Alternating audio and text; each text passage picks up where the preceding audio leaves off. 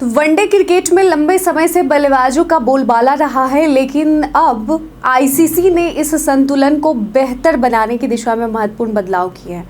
जी हाँ, बल्लेबाज के साथ साथ गेंदबाजों का भी आगे भला हो, इसलिए जो है आईसीसी ने कुछ नियम में बदलाव किए हैं जो गेंदबाजों को बड़ा फायदा पहुंचाएगा। वनडे क्रिकेट में इस्तेमाल की जा रही 2 नई गेंदों के नियम को संशोधित किया गया है।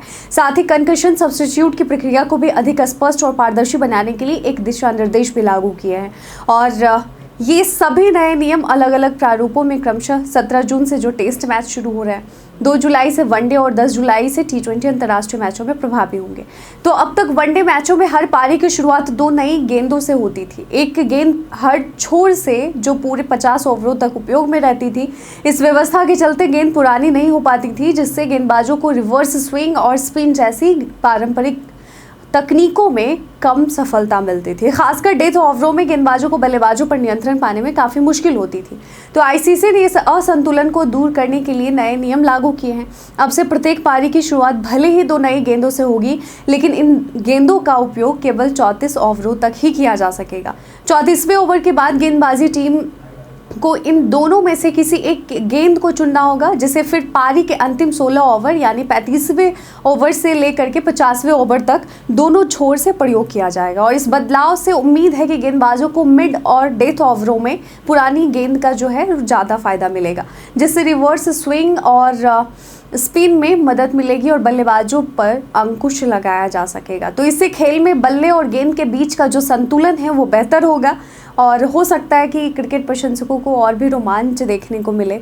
दोनों में टक्कर होगी।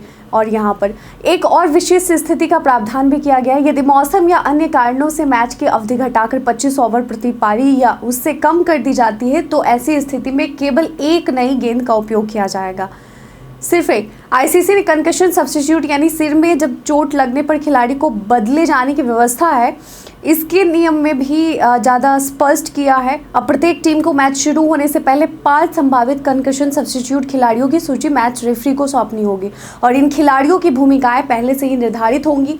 एक बल्लेबाज, एक तेज गेंदबाज, एक स्पिनर, एक ऑलराउंडर और एक विकेट कीपर। और इस निर्णय की पृष्ठभूमि में जनवरी में भारत और इंग्लैंड के बीच खेले गए मैच में हुए विवाद हैं, जिसमें भारतीय टीम में शिवम दुबे के स्थान पर हर्षित राणा को कंकशन सब्स्टिट्यूट के रूप में शामिल किया गया था। तो हर्षित राणा ने 3 विकेट झटके थे। यहाँ पे विवाद ये हुआ था कि शिवम दुबे तो भाई ये हैं, ऑलराउंडर हैं, तो फिर हर्षित राणा कब से ऑलराउंडर हो गए, कब से उन्होंने बल्लेबाजी सीख ली और बल्लेबाजी करते हैं। तो सब्स्टिट्यूट के रूप में हर्षित राणा को चुना गया था। हर्षित राणा ने 3 विकेट वहाँ पे लिए थे, जबकि शिवम दुबे तो बल्लेबाजी करते हैं। लेकिन उनकी भूमिका को लेकर भी सवाल उठे थे कि क्या यह उचित सब्स्टिट्यूट था। तो इस तरह की स्थिति से बचने और पारदर्शिता जो है वो सुनिश्चित करने के लिए यह नई व्यवस्था लागू की गई है। यदि सूचीबद्ध कोई कंकशन सब्स्टिट्यूट खिलाड़ी भी घायल हो जाए, जो कि मैच रेफरी को दी गई सूची में शामिल है, जैसे कि ये जैसा सिद्धांत के आधार पर फिर बाहरी खिलाड़ी को अनुमति दी जा सकती है। लेकिन अंतिम निर्णय मैच रेफरी के विवेक पर निर्भर करेगा, यानी कि वो इजाज़त देंगे तब। तो आईसीसी के ये नए नियम खेल को और अधिक संतुलित और निष्पक्ष बनाने की दिशा में अहम कदम है।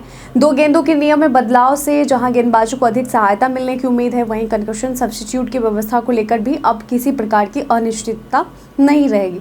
तो क्रिकेट प्रेमियों और खिलाड़ियों दोनों के लिए यह एक सकारात्मक बदलाव है, जिससे खेल के प्रति स्पर्धात्मक और विश्वसनीयता और मजबूत होगी। वैसे इन नियम से क्या कुछ प्रभाव पड़ेगा गेंदबाजी और बल्लेबाजी में खिलाड़ियों के ऊपर, हमें कमेंट सेक्शन में लिखकर ज़रूर बताइएगा।